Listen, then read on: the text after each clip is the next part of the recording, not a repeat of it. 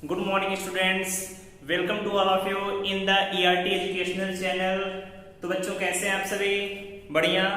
आज जो हम डिस्कस करने वाले हैं ये इलेक्ट्रोस्टैटिक का थर्ड लेक्चर है, जिसमें हम डिस्कस करेंगे कि कूलॉम लॉ को वेक्टर फॉर्म में कैसे लिखते हैं और कंपैरिजन करेंगे इलेक्ट्रोस्टैटिक फोर्स का ग्रेविटेशनल फोर्स से और उससे कुछ न्यूमेरिकल देखेंगे। अभी तक हमने क्या पढ़ लिया है? अभी तक हमने पढ़ा था कूलॉम लॉ के बारे में। कूलॉम लॉ क्या होता है कि Q1 Q2 by R square, यही पढ़ा था। अब देख रहे हैं कि जो F है R पे कैसे डिपेंड कर रहा है। अब हम इसका ग्राफ देख लेते हैं पहले कि F और R के बीच अगर हम ग्राफ को ड्रॉ करें तो ग्राफ कैसा बनेगा। तो यहाँ से हमें समझ में आ रहा है कि जो इलेक्ट्रोस्टैटिक फोर्स या कूलॉम फोर्स है ये डिपेंड कर रहा है इनवर्सली आर स्क्वायर की प्रोपोर्शनल पे। ग्राफ ड्रॉ करना आता है सभी को। अगर इसे मैथमेटिकली ग्राफ ड्रा करें एफ और आर के बीच में तो ग्राफ कैसे बनेगा। देख रहे हैं एफ आर स्क्वायर के इनवर्सली प्रोपोर्शनल में, मतलब जैसे आर की वैल्यू बढ़ेगी एफ की वैल्यू डिक्रीज होगी आर के स्क्वायर में। तो जैसे यहां से समझ में आ रहा है कि अगर आर को हम 2 टाइम्स कर दें तो एफ का मान 1/4 टाइम्स हो जाएगा। यही तो समझ में आ रहा है यहाँ से। जैसे r की वैल्यू 1 है तो f की वैल्यू कुछ आएगी। r की वैल्यू में डबल की, f की वैल्यू 1/4 टाइम। r की वैल्यू हमने 3 टाइम्स की तो f की वैल्यू 1/9 टाइम। तो इस तरीके से जो इलेक्ट्रोस्टैटिक फोर्स है उसकी वैल्यू डिक्रीज कर रही है। ग्राफ के फॉर्म में देखें तो इसका जो ग्राफ बनेगा याद रखिएगा हमेशा इस फॉर्म में आएगा। शुरू में f का मान ज्यादा होगा जब r की वैल्यू कम, जैसे r की वैल्यू बढ़ेगी f की वैल्यू एक्सपोनेंशियली डिक्रीज करती चली जाएगी। तो इस ग्राफ में याद रखिएगा ग्राफ है f is proportional to 1/r square. पूछा जाता है आपकी बोर्ड एग्जाम में कि f कैसे डिपेंड करेगा, तो याद रहेगा f is inversely proportional to 1/r square. अब इस पे क्वेश्चन कैसे आते हैं इसके बारे में पता होना चाहिए। तो चलिए क्वेश्चन नोट कर लेते हैं यहाँ पर। जैसे दो चार्ज हैं आपके, एक Q1 एक Q2, दोनों के बीच कुछ डिस्टेंस है। सपोज करिए डिस्टेंस दोनों के बीच में आ रहा है। हमने क्या किया, इन दोनों के बीच की जो डिस्टेंस है Q1 Q2, डिस्टेंस को डबल कर दिया। डबल का मतलब जो डिस्टेंस R थी डिस्टेंस अब 2R के बराबर हो गई। तो शुरू में इसके बीच फोर्स रहा होगा कितना, F equal to K Q1 Q2 by R square. अब जब डिस्टेंस 2R होगी तो फोर्स का मान कितना हो जाएगा, सॉल्व करके बताइए। देखिए कितना, suppose F1 F2 K Q1 Q2 by 2R का स्क्वायर। तो वैल्यू कितनी आ जाएगी 2 का square 4, K Q1 Q2 by 4R square. अब देखेंगे K Q1 Q2 by R square F1 के बराबर है तो F2 की वैल्यू कितनी आ गई F1/4। तो ऐसे क्वेश्चन एग्जाम में आते हैं, पता होना चाहिए कि कैसे सॉल्व करेंगे। इसी तरीके से अगर यहाँ पर डिस्टेंस को 3 टाइम्स करते तो फोर्स की वैल्यू 1/9 टाइम आ जाती। तो इसे सभी नोट कर लीजिए। फिर इसके आगे डिस्कस करेंगे कि कूलॉम लॉ को वेक्टर फॉर्म में कैसे रिप्रेजेंट करते हैं। और बोर्ड के लिए बहुत इंपॉर्टेंट है, हर बार पूछा जाता है कि कूलॉम लॉ को वेक्टर फॉर्म में रिप्रेजेंट करिए। तो इसे सभी नोट करिए, पहले नोट कर लिया। अब चलिए आगे बढ़ते हैं। हेडिंग डालिए सभी, vector representation of Coulomb law. Heading क्या है आपकी, vector representation of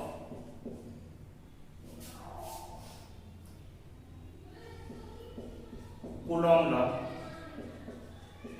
Coulomb's law कैसे करेंगे देखते हैं सभी। तो आप सभी ने क्लास 11th में वेक्टर को पढ़ा होगा। वेक्टर में आप सभी को पता है मैग्नीट्यूड होता है और डायरेक्शन होती है, और डायरेक्शन को रिप्रेजेंट करने के लिए हमेशा हम यूनिट वेक्टर का यूज करते हैं। अब चलिए पहले समझते हैं। वेक्टर को पढ़ने से पहले थोड़ा हम डायरेक्शन के बारे में देख लेते हैं कि कैसे दो वेक्टर हैं या दो चार्ज आपको दिए हुए उनमें डायरेक्शन कैसे निकालेंगे। तो चलिए देखिए कुछ पॉइंट।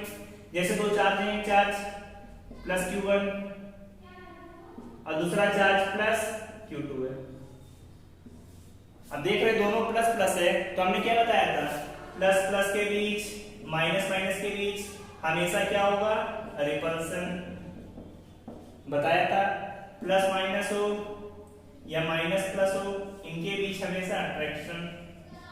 इसका मतलब अगर अपोजिट टाइप के चार्ज हैं तो इनमें अट्रैक्शन, सेम टाइप के हैं तो रिपल्सन।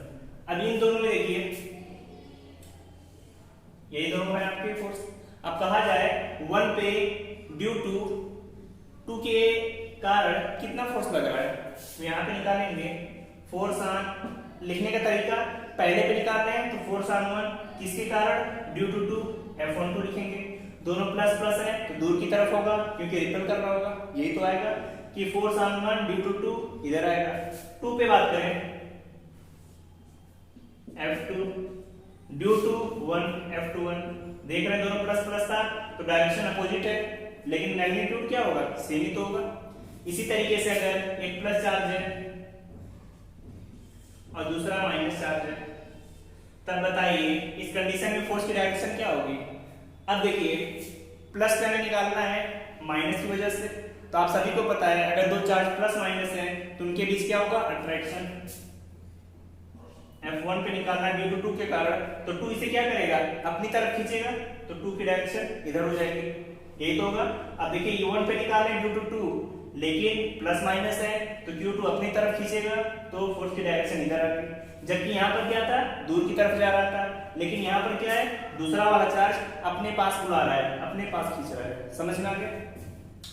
अब 2 की बात करें, कोई पूछे F21 का मान कितना होगा, दूसरे पर फोर्स कितना लगेगा। अब देख रहे हैं प्लस माइनस है तो डायरेक्शन अपोजिट, मतलब दोनों अट्रैक्ट करेंगे, तो Q1 Q2 को अट्रैक्ट करेगा तो वैल्यू कितनी आ जाएगी, डायरेक्शन इस तरफ, और ये वैल्यू F21 की होगी और ये वैल्यू F12 की। और दोनों देख रहे हैं अपोजिट नेचर होगा, दोनों का मैग्नीट्यूड बराबर होगा, तो इस तरीके से डायरेक्शन निकालना आना चाहिए। इन डायरेक्शन का यूज अभी क्वेश्चन में हम करेंगे कि कैसे क्वेश्चन सॉल्व होगी इनकी हेल्प से। तो डायरेक्शन समझ में आ गया, प्लस प्लस है तो दूर की तरफ, प्लस माइनस है तो अट्रैक्शन होगा, और पहला दूसरे को खींचेगा, दूसरा पहले को खींचेगा। डायरेक्शन समझ में आ गई। अब चलिए पढ़ते हैं वेक्टर रिप्रेजेंटेशन, कि वेक्टर को रिप्रेजेंट कैसे करेंगे।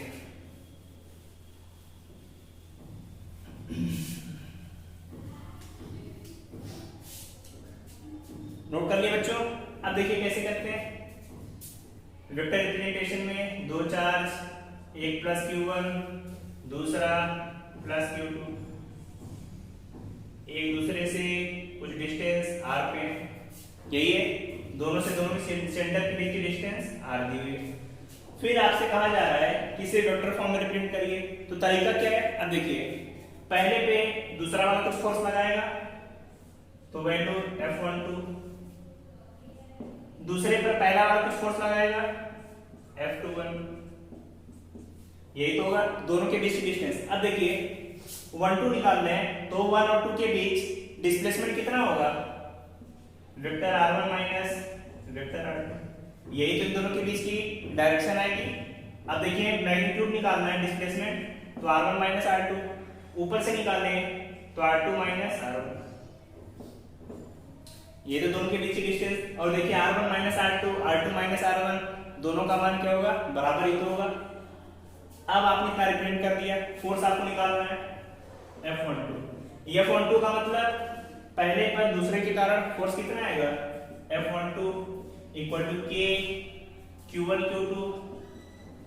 अब देखिए यहाँ पर किसी भी क्वेश्चन में प्लस माइनस आपको लिखना नहीं है, डायरेक्शन आपने दिखा दिया तो मतलब डायरेक्शन रिप्रेजेंट कर दिया, तो यहाँ पर प्लस, यहाँ पर माइनस, यहाँ पर ऐसा नहीं लिखेंगे plus Q minus Q2, direction दिखा दिया तो सिंबल लिखने की कोई जरूरत नहीं है।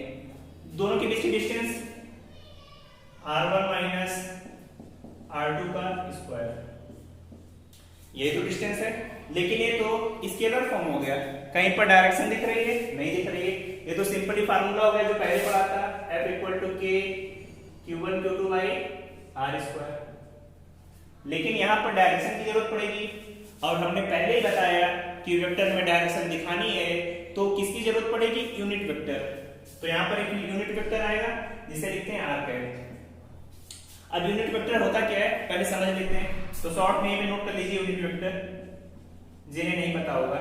कभी यूनिट वेक्टर निकालना है जैसे n कैट, तो इसकी वैल्यू होती है हमेशा vector n by mod of vector n। याद रहेगा सभी को कि यूनिट वेक्टर निकालने के लिए उस वेक्टर में उसके मैग्नीट्यूड से डिवाइड कर देंगे, आ जाएगा यूनिट वेक्टर। तो यहाँ पर लिखा हुआ है यूनिट वेक्टर कितना होगा, r1 माइनस r2 का कैट। अब देखिए k q1 q2 by r1 minus r2 का स्क्वायर। अब ये वेक्टर फॉर्म में लिखा है, तो वेक्टर फॉर्म में वैल्यू यूनिट वेक्टर है तो वैल्यू कितनी आएगी, r1 minus r2 by mod of r1 minus r2। अब क्या होगा, r1 माइनस r2 दोनों मॉड है, मल्टीप्लाई कर देंगे k q1 q2 by r1 minus r2, नीचे आ जाएगा r1 माइनस r2 का। ये है वेक्टर का कूलॉम लॉ का वेक्टर रिप्रेजेंटेशन। तो सभी वेक्टर फॉर्म में आप रिप्रेजेंट कर लेंगे। F12 को हमने रिप्रेजेंट कर दिया, इसी तरीके से आप सभी F21 को रिप्रेजेंट करिए, फिर बताते हैं आगे। सिंपली पहले फार्मूला लगाना है, फिर देखना 1 से 2 पे जा रहे हैं तो r1 माइनस r2। अब n कैप डायरेक्शन दिखाने के लिए n कैप की value vector n by mod n लिखा, दोनों को मल्टीप्लाई कर दिया, ये आ गया वेक्टर फॉर्म। समझ में आ गया। अब इसी तरीके से F21 का मान निकालिए, और एग्जाम में प्रूव आएगा तो दोनों को आपको करना पड़ेगा। चलिए दूसरी वाली वैल्यू निकाल देते हैं। F21 निकालना है तो वैल्यू कितनी आएगी, k q1 q2 बाई, अब 2 से 2 1 की निकाल लें तो 2 में से 1 को माइनस करना पड़ेगा, r2 माइनस r1 का square into r2 minus r1 का, क्योंकि ये तो यूनिट वेक्टर हो गया। फिर value k q1 q2 r2 minus r1 का स्क्वायर। अब n कैप की value vector r2 minus r1 by mod of r2 minus r1, यही आएगा।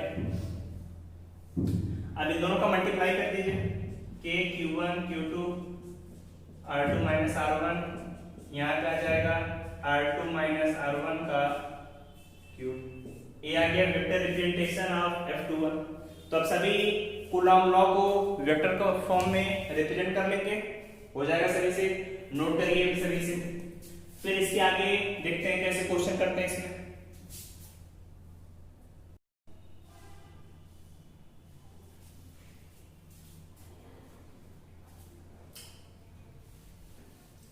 नोट कर लिए सभी ने। अब आगे बढ़ते हैं इसके आगे कि इलेक्ट्रोस्टैटिक फोर्स और जो ग्रेविटेशन फोर्स होता है, दोनों में डिफरेंस क्या होगा, दोनों में सिमिलरिटी क्या होगी, क्योंकि एग्जाम में पूछा जाता है कि इलेक्ट्रोस्टैटिक फोर्स और ग्रेविटेशन फोर्स में डिफरेंस क्या है।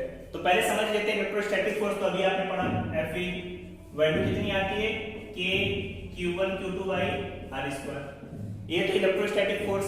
लेकिन ग्रेविटेशन फोर्स कितना होता है, Fg, इसकी वैल्यू आती है g m1 m2 by r square.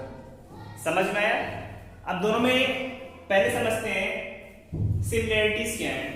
तो पहले नोट करिए सिमिलरिटी।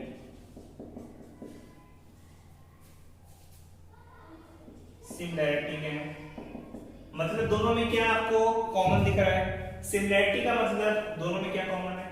अब देखिए दोनों में सिमिलरिटी क्या दिख रही है आपको, कि दोनों इनवर्स स्क्वायर रूल को फॉलो कर रहे हैं। तो पहले है फॉलो इनवर्स स्क्वायर लॉ। पहली सिमिलरिटी तो आपको दिख गई। दूसरी सिमिलरिटी कुछ दिख रही है। दूसरी सिमिलरिटी ये है कि जो इलेक्ट्रोस्टैटिक फोर्स बताया था, हमेशा जैसे Q1 Q2 है तो एक ही डायरेक्शन जो फोर्स होगा, डायरेक्शन के अकॉर्डिंग जो इनकी लाइन ऑफ एक्शन है इसी में काम करेगा। तो इसी तरीके से ग्रेविटेशन फोर्स भी होता है, लाइन ऑफ एक्शन पर ही काम करेगा। तो इसे नोट कर ले। दूसरा, act on the line of joining, जो लाइन दोनों को ज्वाइन करेगी उसी पर इलेक्ट्रोस्टैटिक फोर्स काम करेगा। Electrostatic force and gravitation force act on the line of joining. समझ में आया? सिमिलरिटी समझ में आ गई। अब एक चीज पता होना चाहिए, के की वैल्यू तो हमने सभी को बताई थी। के की वैल्यू कितनी होती है? 9 × 10⁹ कूलम्ब कितना था? न्यूटन मीटर स्क्वायर पर कूलम्ब स्क्वायर, जो कि जी की वैल्यू होती है, याद है किसी को? 8.87 × 10⁻11।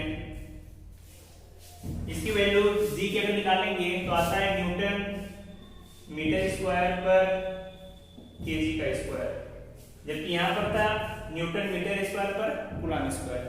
अब देखिए सिमिलरिटीज आपने देख ली, तो देखिए बच्चों देखेंगे कि दोनों में डिफरेंस क्या है, कि इलेक्ट्रोस्टैटिक फोर्स और ग्रेविटेशन फोर्स में डिफरेंस क्या होता है। तो हेडिंग सभी डिफरेंस।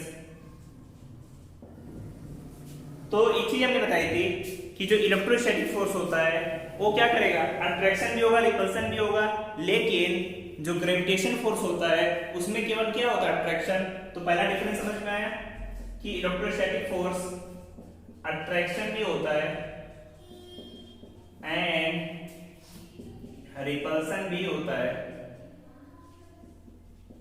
समझ में आया? अट्रैक्शन होगा, रिपल्सन।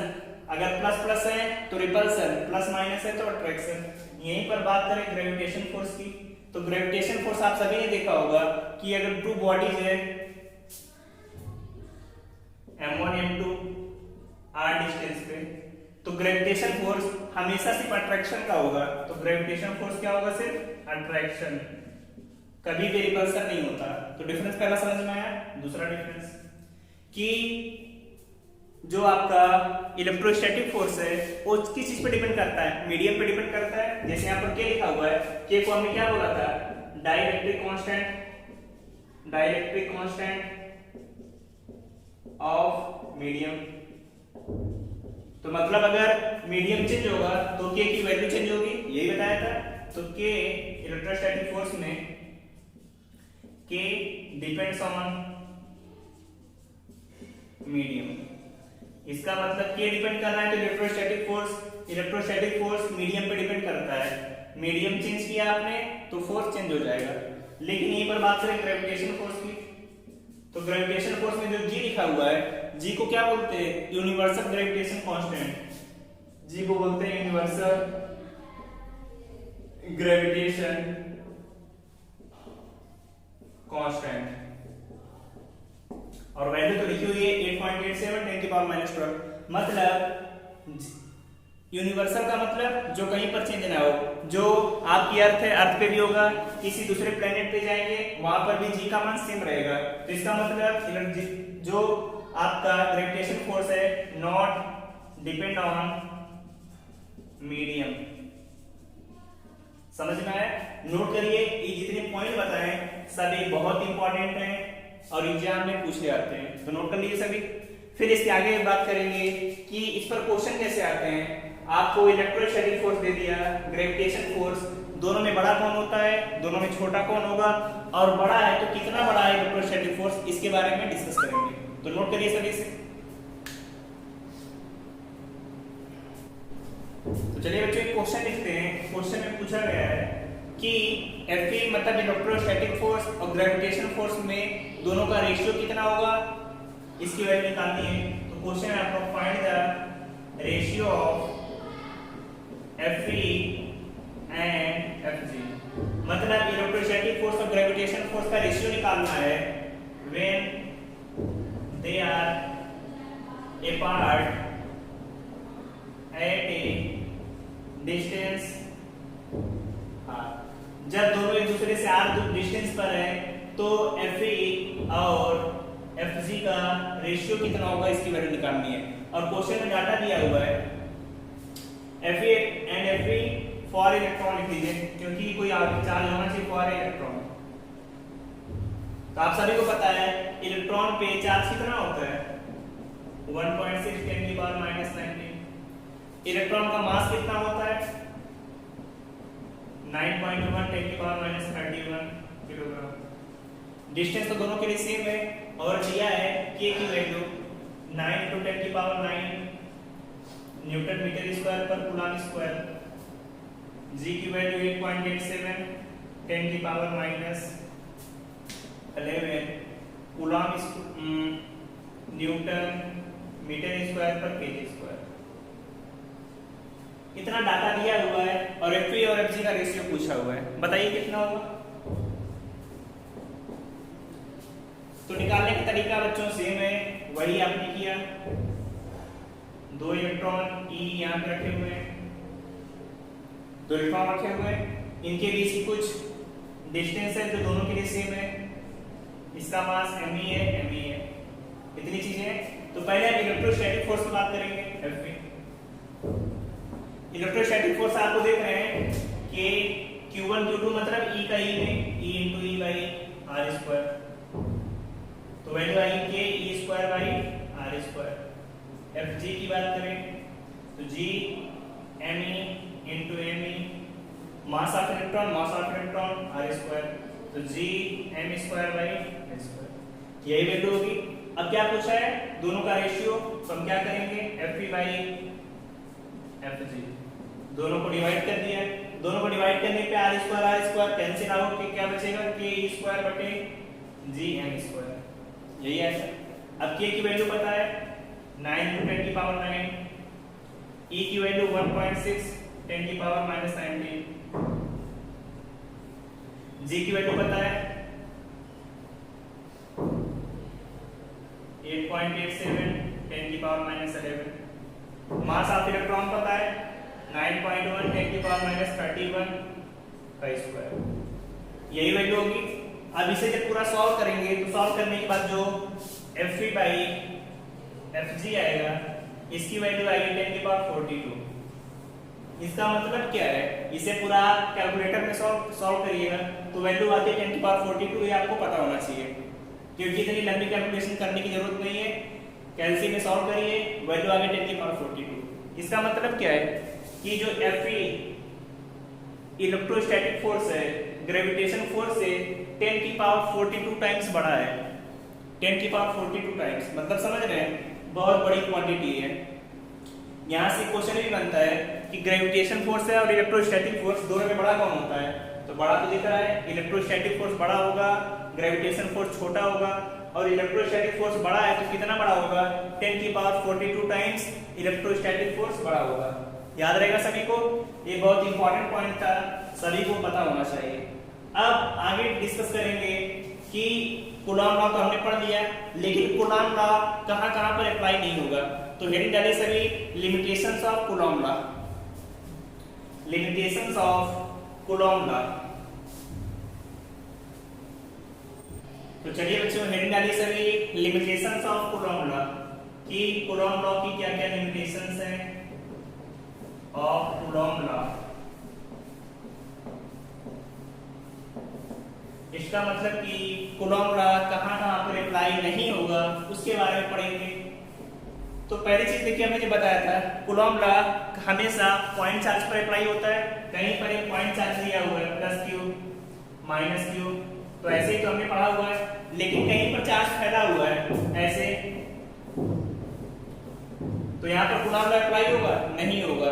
तो पहला लिमिटेशन है it not apply on the extended charge. Extended charge मतलब अगर चार्ज फैला हुआ है तो वहां पर अप्लाई नहीं होगा, याद रखिएगा हमेशा। It not apply on the extended charge. Extended charge दिखा दे रहे कैसे होता है, जैसे ऐसे कहीं पर दिया हुआ है +q, यहाँ चार्ज फैला हुआ है -q, ऐसे दिया हुआ है चार्ज, तो एक्सटेंडेड चार्ज होगा, वहां पर कूलॉम का लॉ अप्लाई नहीं होगा, याद रहेगा सभी को। दूसरा लॉ का है जिस पर लिमिटेशन क्या है, जहां पर कूलॉम का लॉ अप्लाई नहीं होगा, तो दूसरी लिमिटेशन होती है अगर कूलॉम लॉ के आपने जो यहाँ पर पढ़ा है, देख रहे दोनों चार्ज हमेशा रेस्ट पोजीशन में, लेकिन अगर दोनों मोशन में आ जाए तो क्या अप्लाई होगा कि +q भाग रहा है यहाँ से, -q भाग रहा है यहाँ से, तो नहीं अप्लाई होगा, क्योंकि हमने बताया था कि इलेक्ट्रोस्टैटिक होती क्या है, जब आपका चार्ज रेस्ट पोजीशन में है तो इलेक्ट्रोस्टैटिक में चार्ज कैसा होना चाहिए, रेस्ट होना चाहिए। तो दूसरी कंडीशन है both charge should be in rest. इसका मतलब दोनों चार्ज रुके होने चाहिए, उनमें मोशन नहीं होना चाहिए। दूसरी condition, third condition, one charge rest में हो एंड अनदर मोशन में, तब भी कूलॉम का लॉ अप्लाई हो जाता है, क्योंकि एक चार्ज तो रेस्ट में है तो दूसरे की पोजीशन हम निकाल सकते हैं, लेकिन दोनों अगर मोशन में है तब कभी भी कूलॉम के लॉ को अप्लाई नहीं करेंगे। समझ में आ गया लिमिटेशन? एग्जाम के लिए इंपॉर्टेंट है। कहाँ पर अप्लाई नहीं होगा?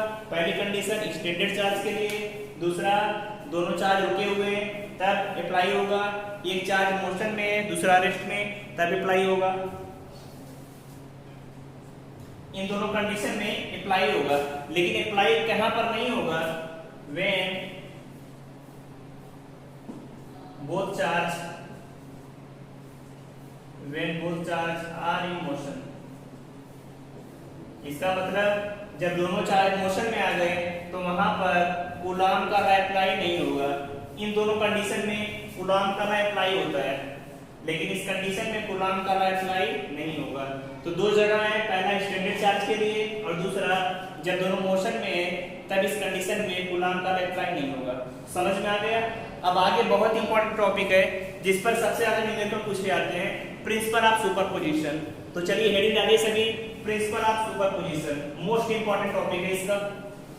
पूरे इलेक्ट्रोस्टैटिक में न्यूमेरिकल के अकॉर्डिंग मोस्ट इंपॉर्टेंट टॉपिक है principle of superposition. Principle of superposition. देखिए सुपरपोजिशन का मतलब क्या होता है? जब दो से अधिक बॉडी आ जाएं तो उनके बीच हमें कैसे फोर्स को निकालेंगे, इस चीज के बारे में डिस्कस करेंगे। सुपरपोजिशन का मतलब number of bodies should be greater than 2, हमेशा दो से ज्यादा होना चाहिए। जैसे समझते हैं दो चार्ज है, तीन चार्ज है, Q1 है, Q2 है, Q3। देखो जो तीन चार्ज हैं Q1, Q2, Q3। अब आपसे पूछा जाए Q3 पर कितना फोर्स लगेगा, तब यहाँ पर हम किसका यूज करेंगे? प्रिंसिपल ऑफ सुपरपोजिशन, क्योंकि नंबर ऑफ बॉडीज कितनी है? 2 से ज्यादा। अगर 3 पे पूछा जाए कितना फोर्स लगेगा, तो 3 पर तो पहला वाला भी फोर्स लगाएगा, दूसरा वाला भी लगाएगा। इसका मतलब 3 पे जो नेट फोर्स आएगा वो किसकी वजह से आएगा? पहले तो 3 पे 1 लगा रहा है, फिर तीसरे पर दूसरा भी लगा रहा है, और कोई बॉडी अपने पे तो फोर्स लगाएगी नहीं, तो ये नेट फोर्स कैसे निकालेंगे? बाकी जो अदर बॉडी से फोर्स लग रहे हैं, अदर चार्ज से फोर्स लग रहे हैं, उनका वेक्टर सम करके निकालते हैं। तो प्रिंसिपल ऑफ सुपरपोजिशन हमें क्या कहती है कि the net force on a body is equal to the vector addition of other bodies charges on that body. मतलब अलग अलग चार्जेस का उस पर पहले फोर्स निकालेंगे, फिर उन सभी को ऐड कर देंगे। समझ में आया? तो इसकी डेफिनेशन नोट कर लीजिए सभी कि प्रिंसिपल ऑफ सुपरपोजिशन क्या होगा, फिर आपको डायग्राम बना के भी क्वेश्चन कराते हैं। पहले नोट कर लीजिए इसकी डेफिनेशन क्या है, पहले देखते हैं। तो नोट करिए, in a system the net force acting on a charge is equal to the vector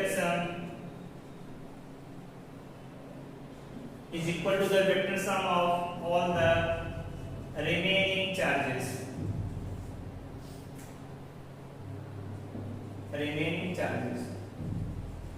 इसका मतलब किसी भी सिस्टम में किसी चार्ज पर नेट फोर्स निकालना है तो अदर चार्जेस से उस चार्ज पर कितना फोर्स लग रहा है उन सभी का वेक्टर सम निकालना है। जैसे अब एग्जांपल से देखते हैं, 1 2 3 4 1 2 3 4 5 ऐसे बॉडी दी हुई है।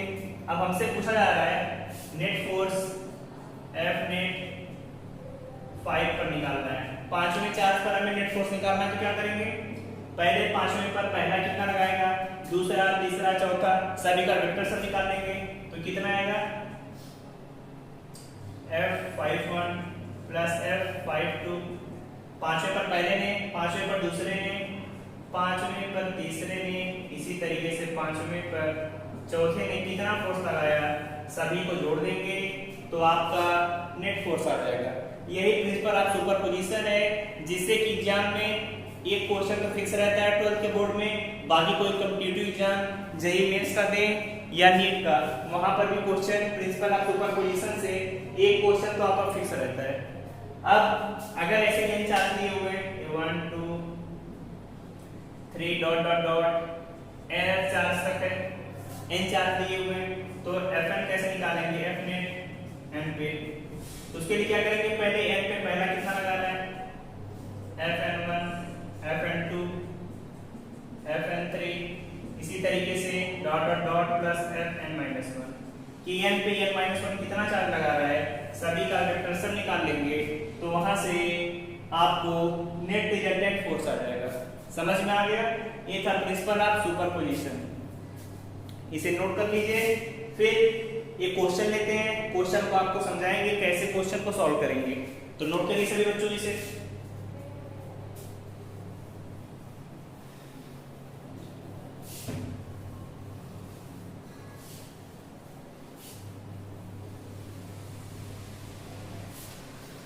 अब नोट करने से पहले बच्चों एक पॉइंट और इसमें बचता है, इसे नोट करके लिख लीजिए। ये ऑप्शनल क्वेश्चन में बहुत इंपॉर्टेंट है। जैसे दो चार्ज हैं 1 2, इनके बीच में हमने कोई तीसरा चार्ज ला दिया, तो इस तीसरे चार्ज का कोई इफेक्ट 1 और 2 के बीच जितना फोर्स लग रहा था कोई फर्क पड़ेगा? तो याद रखिएगा, दो चार्ज के बीच में कोई भी तीसरा चार्ज लाने पर उनके बीच फोर्स पर कोई इफेक्ट नहीं पड़ता। नेट फोर्स का मान बढ़ जाएगा या कम हो जाएगा, लेकिन उन दोनों के बीच कोई फर्क नहीं पड़ेगा। तो नोट करके लिख लीजिए, the force between two charges is unaffected by any other charge। कि दो चार्ज के बीच में कोई तीसरा चार्ज आ गया, उससे उन दोनों चार्ज के बीच में फोर्स की वैल्यू पर कोई फर्क नहीं पड़ेगा। तो याद रहेगा सभी को, नोट करके लिख लीजिए सभी कि the net force between two charges is unaffected by any other charge. बहुत ही इंपॉर्टेंट कॉन्सेप्ट था। अब एक क्वेश्चन लेते हैं, क्वेश्चन आपको समझाते हैं कैसे क्वेश्चन आपको एग्जाम में करने हैं।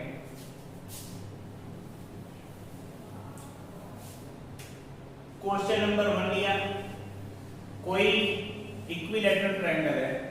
कैसा ट्रायंगल है? इक्विलैटरल। इक्विलैटरल का मतलब तीनों साइड बराबर, तीनों साइड मान लिया आर ए बी सी, तीनों वर्टेक्स हो गए। फिर क्या करेंगे, अब पता है कि इक्विलैटरल ट्रायंगल है तो एंगल सभी 60 डिग्री हो जाएगा, 60 डिग्री, ए बी 60 डिग्री।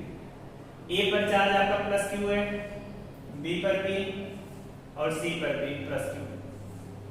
पूछा गया है find the net force on vertex C. Question note करिए, find the net force on vertex C. अब सी पर कितना फोर्स लग रहा है इसकी वैल्यू निकालनी है। तो क्या करेंगे, पहले दोनों प्लस प्लस है तो रिपल्सन, प्लस प्लस है तो रिपल्सन।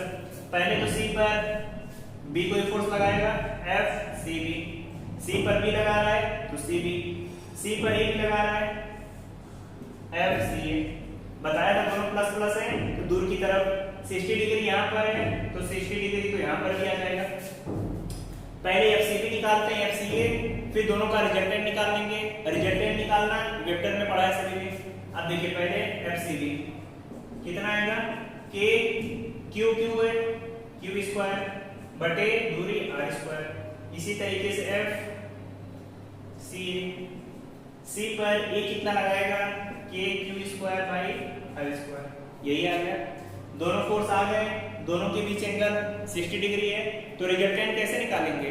क्लास 11 में पढ़ा है कि रिजल्टेंट निकालने के लिए under root A square plus B square plus 2ab cos theta. दोनों फोर्स उनके बीच कितना एंगल है, रख के मल्टीप्लाई। तो यहाँ पर दो वैल्यू पता है, एफ नेट पहले अंडर रूट के अंदर इसका स्क्वायर, के क्यू स्क्वायर बटे आर स्क्वायर, फिर के क्यू स्क्वायर बटे आर स्क्वायर, फिर प्लस 2 बटे आर स्क्वायर और के क्यू स्क्वायर बटे आर स्क्वायर। 2 ये भी हो गया cos थीटा cos 60। अब बताइए cos 60 की वैल्यू 1/2 होती है, 2 से 2 कट जाएगा, सही है।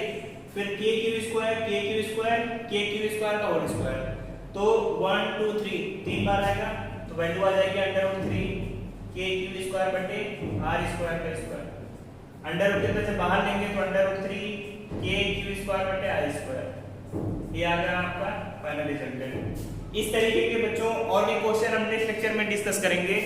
तब तक आप इस लेक्चर को अच्छे से पढ़िए और जो पीछे के 2 लेक्चर हमने बताए उसे भी पढ़िए ताकि आपके कॉन्सेप्ट क्लियर हो जाए।